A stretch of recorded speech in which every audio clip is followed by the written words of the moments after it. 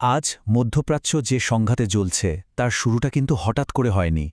এর বীজ বোনা হয়েছিল জানেন, প্রায় ৭০ বছর আগে।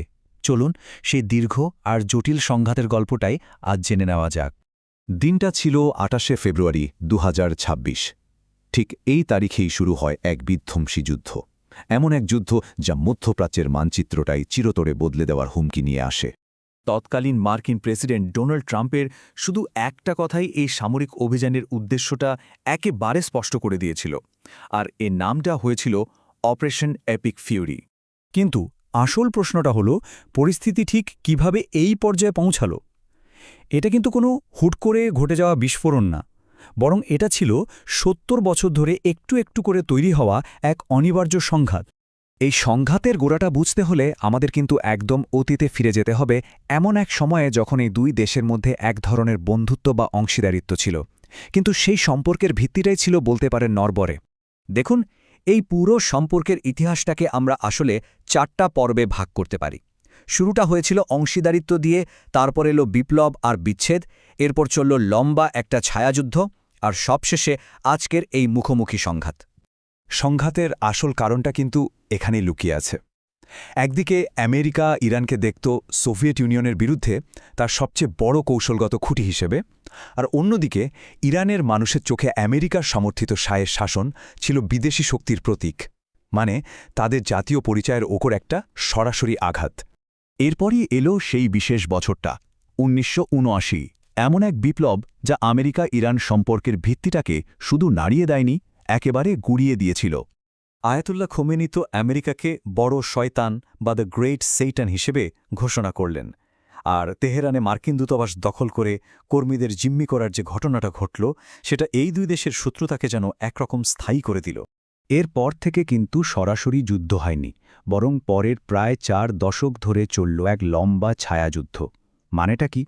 মানে হলো, দুই দেশ একে অপরের বিরুদ্ধে লড়ছে ঠিকই, কিন্তু নিজেরা সামনাসামনি নয়, বরং অন্য কোনো গোষ্ঠী বা প্রক্সিকে ব্যবহার করে। এই ছায়াযুদ্ধে ইরানের মূল কৌশলটাই ছিল এই প্রক্সিগুলোকে ব্যবহার করা, যেমন ধরুন হিজবুল্লাহ, হামাস বা হুথিদের মতো গোষ্ঠী।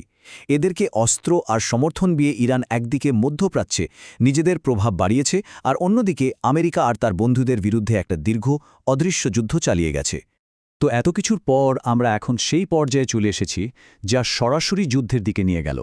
মানে দশকের পর দশক ধরে যে অবিশ্বাস আর শত্রুতা জমেছিল, তারপর কূটনীতির শেষ আশাটুকু একসময় নিভে গেল। আসলে ৩টে বিষয়ে মতের অমিল ছিল একদম চূড়ান্ত। ইরান তার পারমাণবিক কর্মসূচি আর মিসাইলগুলোকে দেখত নিজেদের সার্বভৌমত্বের প্রতীক হিসেবে, অন্যদিকে আমেরিকা এগুলোকে দেখত সরাসরি হুমকি হিসেবে। যেহেতু কোনো পক্ষই এক চুলো ছাড় দিতে রাজি ছিল না, কূটনীতিতে ব্যর্থ হওয়াটা ছিল শুধু সময়ের অপেক্ষা।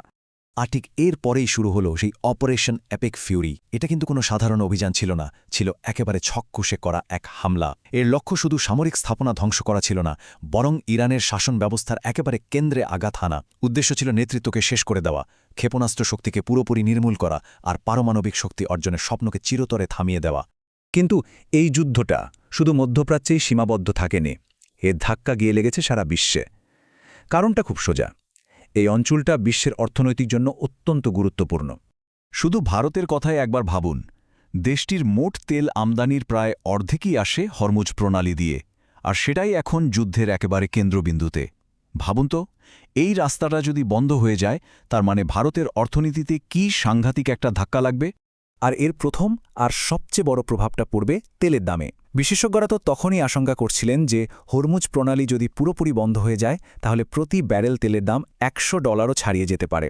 মানে সোজা কথায় একটা ভয়ঙ্কর বিশ্ব অর্থনৈতিক সংকট। এই সংঘাতে কিন্তু বিশ্বের বড় শক্তিগুলো ভাগ হয়ে গেছে। একদিকে রয়েছে আমেরিকা আর তার মিত্ররা, আর অন্যদিকে রাশিয়া আর চীন এই হামলাকে নিন্দনীয় বলে একরকম ইরানের পাশেই দাঁড়িয়েছে। তার মানে এটার শুধু একটা আঞ্চলিক যুদ্ধ নয়, বরং পৃথিবীতে ক্ষমতার একটা নতুন মেরুকরণেরও ইঙ্গিত দিচ্ছে। শেষ পর্যন্ত তাই প্রশ্নটা কিন্তু একটাই, তেহরানের এই ধ্বংসস্তূপ থেকে কি শেষমেশ শান্তির কোনো সুযোগ তৈরি হবে, নাকি এটা এমন এক বিশ্বযুদ্ধের আগুন জ্বালিয়ে দিল যা হয়তো পুরো পৃথিবীকেই গ্রাস করবে? উত্তরটা সম্ভবত সময়ই বলে দেবে।